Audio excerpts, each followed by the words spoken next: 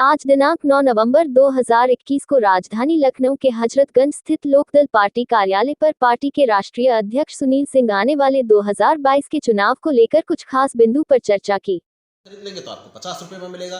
तो सवाल इस बात का है कि किसान का 10 रुपए का गेहूं आपको 25 रुपए में मिल रहा है। बीजेपी ये कह रही है कि जो एक कृषि कानून लेकर आए हैं ये किसानों के हित में है और जो किसान आंदोलन वहां पे आंदोलन कर रहे हैं वो फर्जी किसान है। इस पर आप क्या कहें? देखिए, बीजेपी के नेता ना तो कभी किसान रहे हैं, ना उन्होंने किसानों से कभी कोई बात करी है।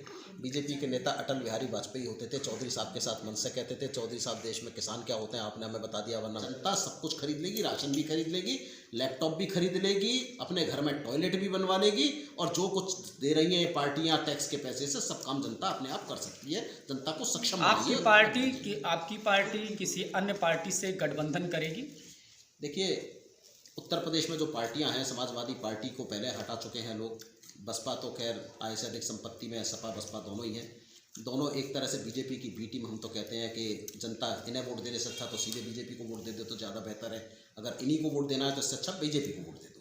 तो आज बीजेपी की बी टीम को वोट दीजिए या बीजेपी को वोट दीजिए, जो जनता के पास है। तीसरा विकल्प लोकदल देने का काम कर रहा है, जो बीजेपी और बीजेपी की बी टीम के खिलाफ, सपा बसपा के खिलाफ एक नया विकल्प दे रहा है, जो चाहता है कि किसान को कभी धरने पर ना बैठना पड़े, किसान को फसल का दाम मिले, नौजवान को रोजगार मिले।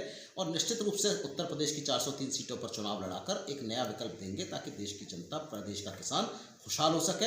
यही लोकदल की आपकी पार्टी अभी विधानसभा पे अपने प्रत्याशी उतार रही है। तो देखिए, 2017 में हमने 87 सीटों पर प्रत्याशी चुनाव लड़ाए थे और इस बार 403 सीटों पर चुनाव लड़ाकर पूरा किसान आंदोलन लोकदल के चुनाव चिन्ह पर ही हुआ है। लोकदल उत्तर प्रदेश में इन 5 पार्टियों के अलावा 6ठे नंबर पर पार्टी रही है। निश्चित रूप से जान लीजिए कि लोकदल उत्तर प्रदेश में विकल्प देगा, एक सभी 403 सीटों पर नौजवान और किसान को एक नया विकल्प देगा ताकि एक बदलाव हो सके, एक नई क्रांति आ सके। जो प्रेस कॉन्फ्रेंस की है अभी, महंगाई के मुद्दे पर क्या कहना चाहिए?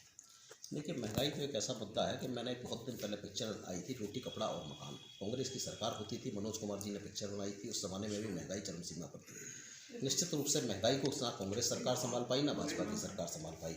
महंगाई आज भी देखिए चरम सीमा पर है और महंगाई निश्चित रूप से हर साल बढ़ती जा रही है।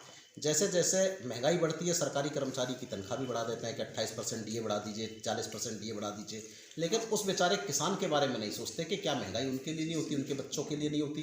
तो अगर लोकदल का ये मानना है कि जैसे जैसे लोगों की आमदनी बढ़ेगी महंगाई तो बढ़ेगी, लेकिन उसके अनुपात में आपको गाँव के लोगों का, किसानों का, नौजवानों का भी वो बनाना पड़ेगा। और महंगाई जो है निश्चित रूप से जान लीजिए कि बड़े से बड़े अमेरिका देशों में भी एक होता है कि ज़रूरी वस्तु अधिनियम होता है कि आप उतने से ज़्यादा नहीं रख सकते दाम।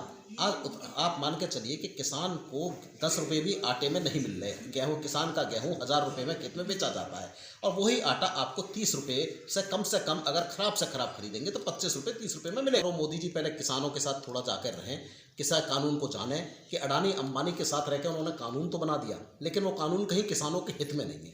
आज किसानों को अपने फसल का दाम चाहिए, कम से कम न्यूनतम समर्थन मूल्य चाहिए। किसान क्या मांग रहा है कि भाई मैं गेहूं पैदा कर रहा हूं, दाल पैदा कर रहा हूं, मुझे न्यूनतम समर्थन मूल्य तो दे दो।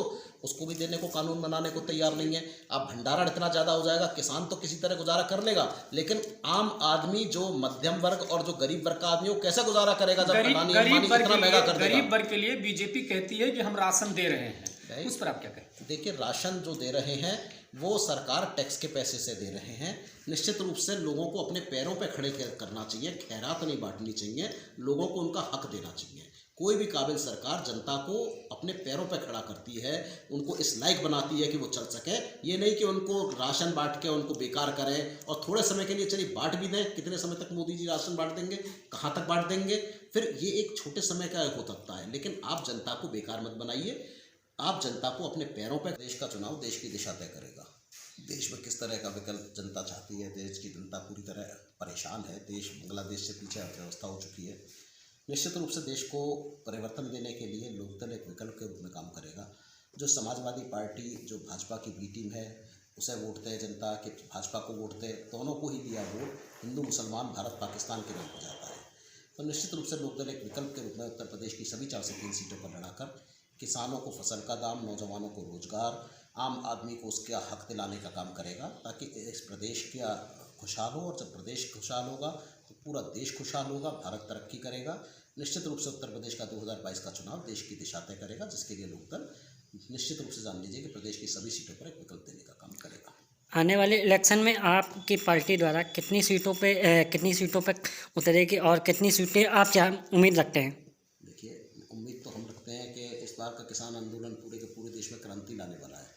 तो निश्चित रूप से जान लीजिए किसान आंदोलन का में पूरा लोकदल का ही चिन्ह इस्तेमाल किया गया है, चुनाव चिन्ह, और मान के चलते हैं कि कुछ ना कुछ बड़ा बदलाव इस चुनाव में होगा और कोई भी सरकार बिना लोकदल के नहीं बनेगी, ऐसा लोकदल का मानना है।